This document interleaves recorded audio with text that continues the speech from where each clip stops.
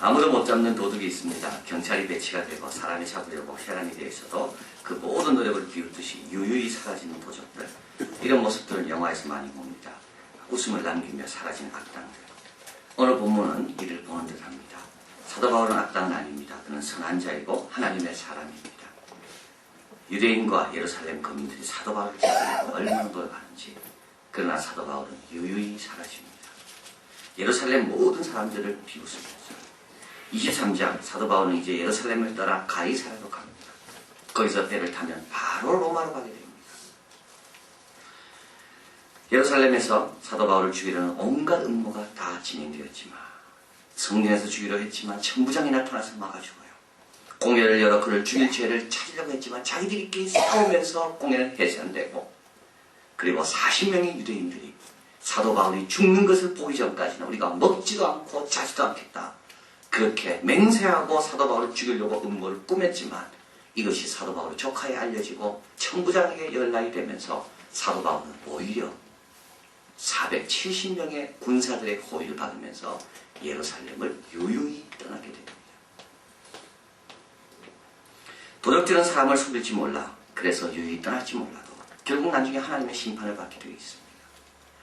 그러나 하나님의 종들은 사람이 아무리 방해하려고 잡으려고 해도 하나님의 축복과 통신 가운데 유유히 자기의 길을 갑니다. 오늘 본문에서 우리에게 말씀합니다. 이렇게 많은 장애물이 있음에도 불구하고, 많은 사람이 방해 공작을 놓은데도 불구하고, 많은 사탄의 전략들이 우리를 향해 쏟아짐에도 불구하고 유유히 자기 길을 갈 수 있기 위해서는 뭐가 필요한가?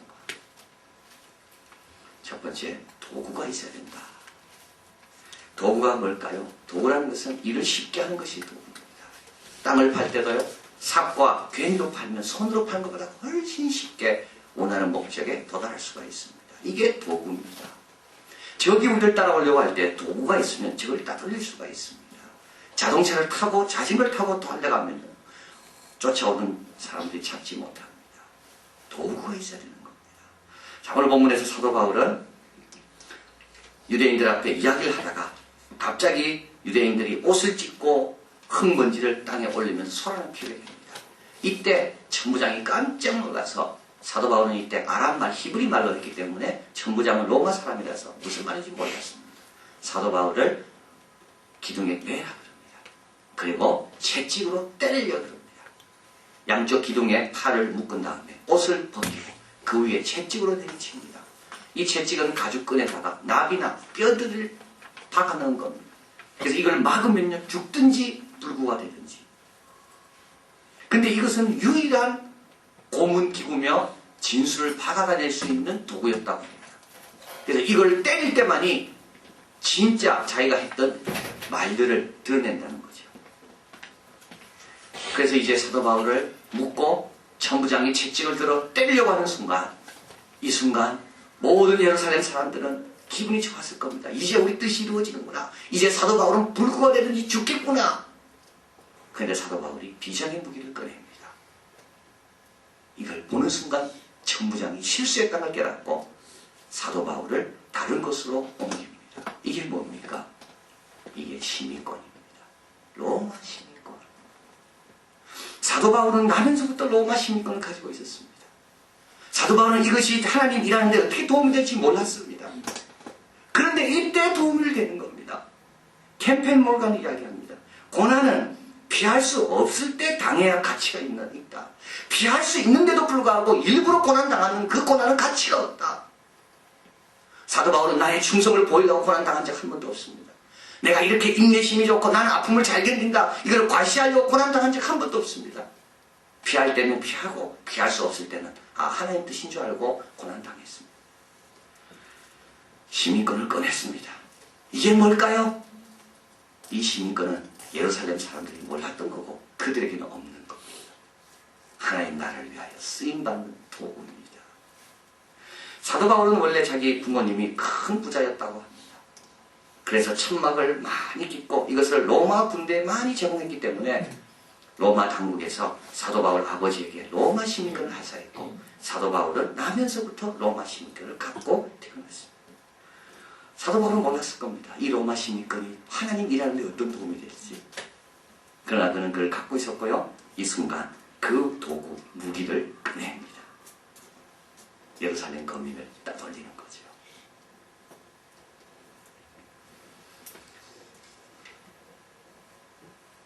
중요한 것을 배웁니다.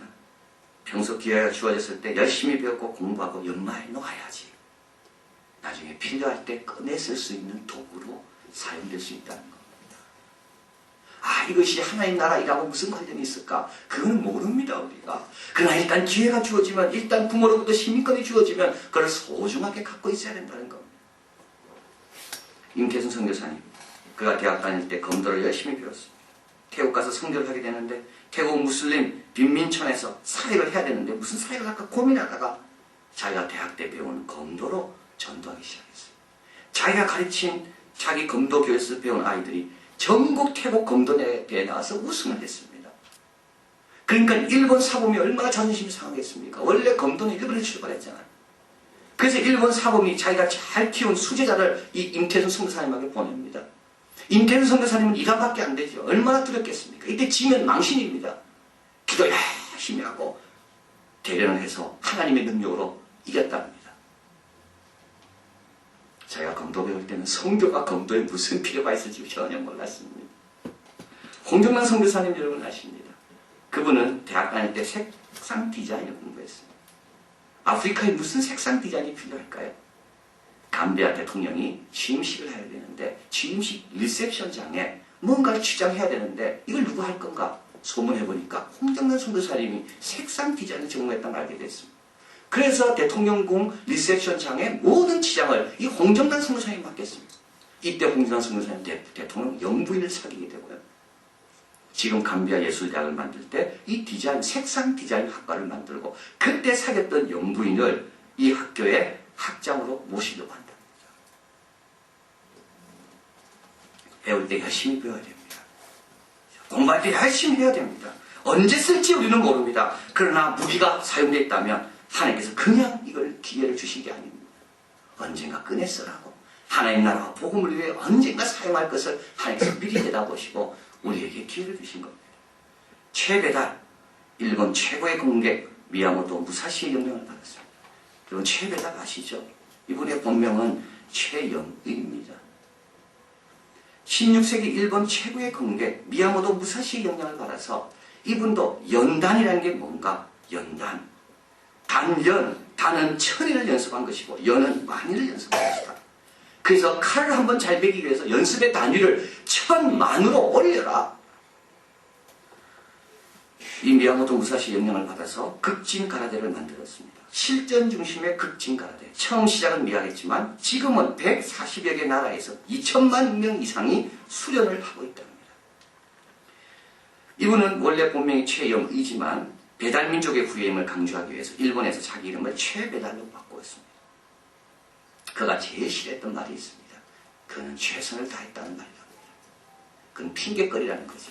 해놓고도 잘 안 됐을 때 우리는 흔히 이야기한답니다. 최선을 다했지만 잘 안 됐다. 그래서 그분은 최선이라는 말은 쓰지 마라. 그는 핑계, 나약한 자의 핑계거리로 제일 많이 쓰이는 말이니까 그런 말은 쓰지 마라. 아예. 그 대신에 극진이라는 말을 쓰라. 다 던져 싸웠다. 치열하게 싸웠다. 그래서 그는 그의 가라데 이름을 극진 가라데로 만들었다고 합니다. 우리도 다 던져 공부해야 되고 다 던져 일해야 되고 다 던져 주님 주신 기회를 삼아야 됩니다. 그러다 보면 언젠가 사도 바울처럼 비장의 무기를 꺼내게 되면 다른 사람들을 다 따돌리고 유유히 주님이 원하는 길을 하게 됩니다. 도구입니다. 자, 두 번째 사도 바울이 유유히 자기 길을 갈 수 있었던 것은 그는 진리를 붙잡고 있었기 때문입니다. 자, 진리와 비진리를 싸우면요 항상 진리는 비진리를 따돌리게 되어 있습니다. 여러분 출애굽할 때 자기가 홍해 바다를 건너게 되잖아요. 이럴 때 이스라엘 백성이 먼저 앞장갔습니다. 그러나 뒤에 따라오는 애국 군사들은 말을 타고 그죠? 전차를 이끌고 따라왔습니다. 얼마나 속도가 빠릅니까? 말씀을 따라 행진하는 백성은 어떻게 보면 걸어가기 때문에 늦습니다.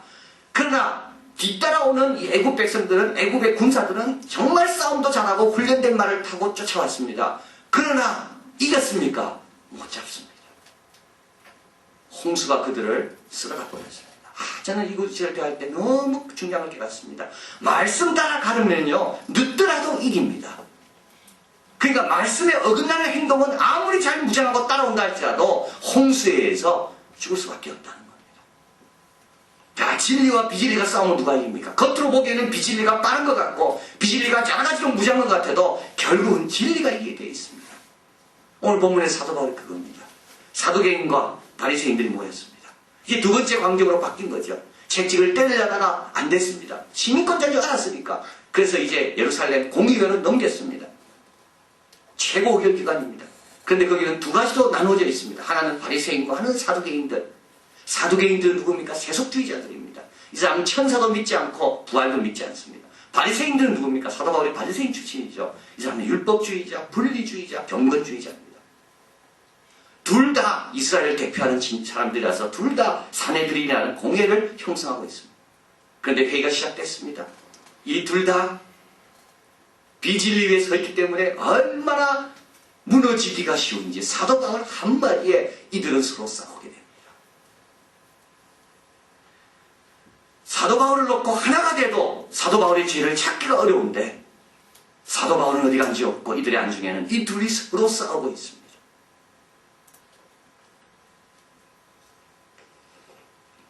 히틀러와 처치를 비교 연구한 앤드루 로버츠. 그는 히틀러는 왜 실패하고 처치는 승리했는지 다음과 같이 말합니다. 히틀러는 항상 말할 때 이렇게 말했답니다. 내가 여러분을 위해서 뭘 할 수 있습니다. 처음에 사람들이 좋아했습니다. 야, 위대한 종이구나.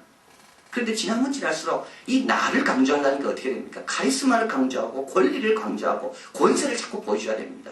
그게 백성들을 힘들게 합니다. 근데 처치는 연설할 때 그렇게 하지 않았다는 거죠. 처치는 항상 여러분은 뭘 할 수 있습니다. 그러니까 처치는 자기를 위해서 뭘 할 필요가 없습니다. 왜냐하면 처치는 백성들이, 영국 백성들이 뭘 할 수 있다는 것을 믿었고 그 힘을 계속 실어줬기 때문에. 지도자와 선동가의 차이가 여기에 있습니다. 지도자는 백성들 속에 있는 선한 것을 끌어내는 자고 선동가는 백성들 속에 있는 것을 악한 것을 끌어냅니다. 근데 선동가가요, 인기는 더 있고 잘 됩니다. 그런데 선동가는 백성들 가운데 나쁜 걸 끄집어냈기 때문에 이 나쁜 것들끼리 서로를 물고 헐뜯다가 멸망한다는 겁니다. 그래서 역사를 보면 선동가 가운데 30년 이상을 성공한 선동가는 없다고 말합니다. 시편 120편에 보면 악인은 결코 의인을 따라올 수 없다는 것을 말합니다. 의인의 후손은 갈수록 강성하며 정직한 자의 후대가 복이 있으리로다. 지나면 지날수록 의인과 악인의 길은 벌어집니다. 부유와 재물이 의인의 집에 있으며 정직한 자에게는 흑암 중에도 빛이 일어나니 흑암이 와도 정직한 자는 이겨냅니다. 흉한 소식을 두려워하냐며 여호와를 의뢰하고 그 마음을 굳게 정하였도다. 악인은 이를 보고 하나여 이를 갈면서 소멸하리니. 새벽에 이 말씀을 나눌 때 악인이 결국 할 수 있는 일은요, 의인으로 돌이키는 수밖에 없습니다. 악인이 의인이 잘 되는 걸 보고 아무리 시기해봤자 의인의 반열에 들어갈 수가 없습니다. 단길 하나는 회개하고 의인의 길에 들어서는 수밖에 없습니다. 의인은 경쟁력이 있습니다. 의롭게 사는 것은 경쟁력이 있습니다. 의인은 악인을 따돌리고 유유히 자기 길을 갑니다. 1862년 9월 17일 이날은 미국 남북전쟁 사이에 획을 긋는 날입니다. 남북전쟁이 일어났습니다. 북군, 노예 해방을 외치는 링컨, 그 북군. 남군은 노예들을 다스려야 된다. 노예들을 부려야 된다. 그게 남군이죠. 이 남군이 더 우세했다는 겁니다. 군사들의 훈련, 유능한 지휘관, 모든 것이 어디에 있었는가 하면 다 남군에 있었습니다. 그래서 링컨과 노예 해방론 외치는 이 북군들은 계속 수세에 몰립니다. 결국 수도인 워싱턴 근교까지 와서 이제는 곧 무너지는 거 아닌가. 그래서 북군들 사이에서도 이런 말들이 돌았답니다. 이제 남군과 화해하자. 노예 해방을 폐지해라. 이제 노예 해방 쓸데없는 말이다. 이제 우리는 그만두자.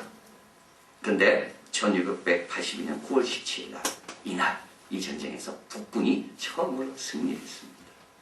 그 다음부터 전세가 바뀌기 시작하는데요.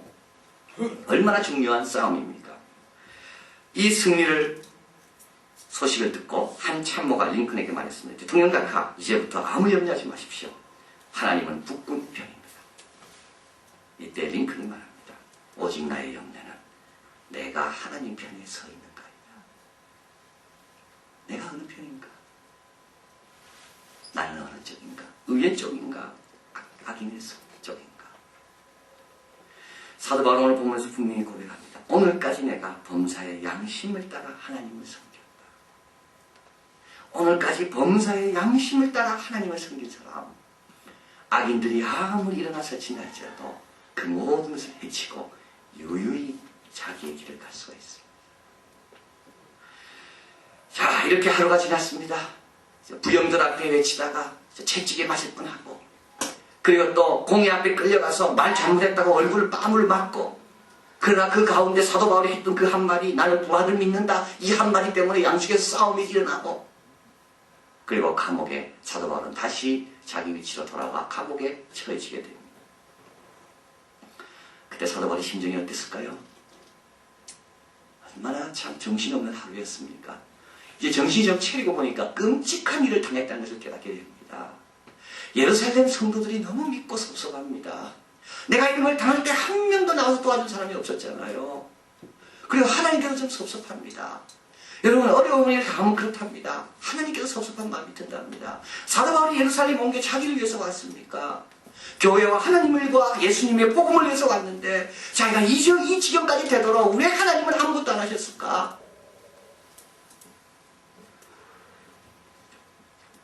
이때 11절 같이 한번 읽을까요?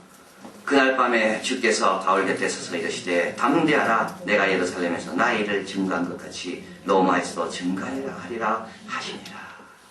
이날 밤에 누가 찾아옵니까? 우리 예수님 찾아옵니다. 그리고 예수님 바울 곁에 뭐 했다고요? 앉았다고요? 섰다고요? 서셨습니다. 그리고 사도 바울이 이야기합니다. 두 가지 이야기합니다. 여러분, 이 두 가지 이야기면요 다 끝납니다. 첫째 하나, 네가 나를 위해 예루살렘에서 나의 일을 한 것을 내가 안다. 사도 바울은 실패인 줄 알았습니다. 사도 바울은 이게 엉망된 줄 알았습니다. 그런데 예수님이 다 알고 인정해 주시는 겁니다. 네가 사실 나를 위해 일을 한 거구나. 이 한마디가 없어서 힘든 거 아닙니까? 우리가 지금 내가 자식을 왜 이렇게 수고했는데 잘한 건지, 교회를 왜 이렇게 수고했는지 아무도 안 알려줄 때 잘한 건지. 근데 예수님의 이 한마디면 끝납니다. 네가 예루살렘에서 나의 일을 한 것을 내가 안다. 그리고 또 한마디는 뭡니까? 네 꿈을 내가 안다. 이 꿈이 뭐죠? 로마 아닙니까? 예수님이 로마를 말씀할 때 사도 바울은 정신이 번쩍 났을 겁니다. 이 꿈을 예수님도 알고 이 꿈을 예수님도 귀하게 여겨주는구나. 네가 예루살렘에서 한 것처럼 로마에서 하리라. 우리 예수님 채찍에 맞아본 분이죠. 우리 예수님 혼자 다 제 아들이 버리고 혼자 외롭게 밤새 대제사장 집 앞에 그 뜰에서 추운 밤 혼자 신문을 바라본 적이 있는 분이죠. 예수님 긴 못이 자기의 손과 발을 들어가는 그 아픔을 경험한 분이죠. 근데 그분이 앉지 않고 서서 사도 바울이 이야기합니다. 네가 수고한 거 안다. 네 꿈도 내가 안다. 아무 걱정하지 마라. 여러분, 누가 못 쫓아옵니까? 마음이 큰 자, 마음이 평안한 자를 못 쫓아옵니다. 마음이 꿈이 큰 자는요, 이 예루살렘 사람들이 그런 사람을 못 잡습니다. 꿈이 크고 마음이 넓고 마음이 풍성하고 마음이 천국을 이루는 이런 사람은 아무도 못 잡습니다. 꿈이 커야 됩니다. 그래서 마음이 먼저 가 있어야 되는 겁니다. 뭐 육신은 잡을지 모릅니다. 사도 바울은 지금 육신은 감옥 안에 있습니다. 그러나 그 마음은 이미 하나님과 함께 로마에 가 있습니다. 누가 그 마음이 쫓아간 걸 잡습니까? 누가 그 꿈을 그렇게 크게 꾸는 것을 잡을 수가 있나요? 10월 31일입니다. 이날은 종교개혁이 일어난 날입니다. 공부의 아들로 태어난 마틴 루터. 그는 그의 아버지가 법률가로 출세하기를 원했습니다. 그런데 그가 길을 걷다가 천둥 소리를 듣고 큰 충격을 받고 아버지가 광부로 돈 벌어서 전략에서 사준 모든 법률책을 다 팔아버리고 수도원에 들어갑니다. 수도원에 들어가서 아무리 수도를 해도 하나님의 은혜가 깨달아지지 않고 하나님 의만 생각하면 막 진노가 치밀어 오릅니다. 하나님 의가 뭐길래 우리에게 힘들게 하는가? 그러다가 그가 로마서를 읽다가 믿음으로 이르게 되는구나. 하나님의 의는 그리스도 안에 나타난 거구나. 그걸 발견하고 큰 은혜를 체험한 다음에 1517년 10월 30일 로마 가톨릭이 면죄부를 판매하고 율법을 강조하는 것에 반격하는 95개 조항의 반박문을 내면서 종교개혁을 일으킵니다. 3년이 지났습니다. 그를 정죄하는 교서가 교황으로부터 발표되고 1521년 보름스 제국회의에서 그는 소환을 받게 됩니다. 두글러 황제가 루트에게 이야기합니다. 당신의 저서들을 철회하라. 루트가 말합니다. 성경과 이성에 의해 설복되지 않는다면 나는 결코 철회하지 않는다. 그리고 이렇게 말합니다. 나는 내가 인용한 성서에 매여 있으며 내 양심은 하나님 말씀에 사로잡혀 있습니다. 나는 아무것도 처리할 수 없으며 또한 처리하지 않겠습니다. 왜냐하면 양심에 역행하는 것은 안전하지도 않고 올바르지도 않기 때문입니다. 나는 다르게 할 수 없습니다. 그리고 눈을 들어 주님을 바라봅니다. 하늘을 바라보며 주여 내가 여기 있습니다. 나를 도우소서. 여러분 로마 가톨릭이 당시에 아무리 커도 사도 바울을 못 잡는 이유는 사도 바울의 마음 때문입니다.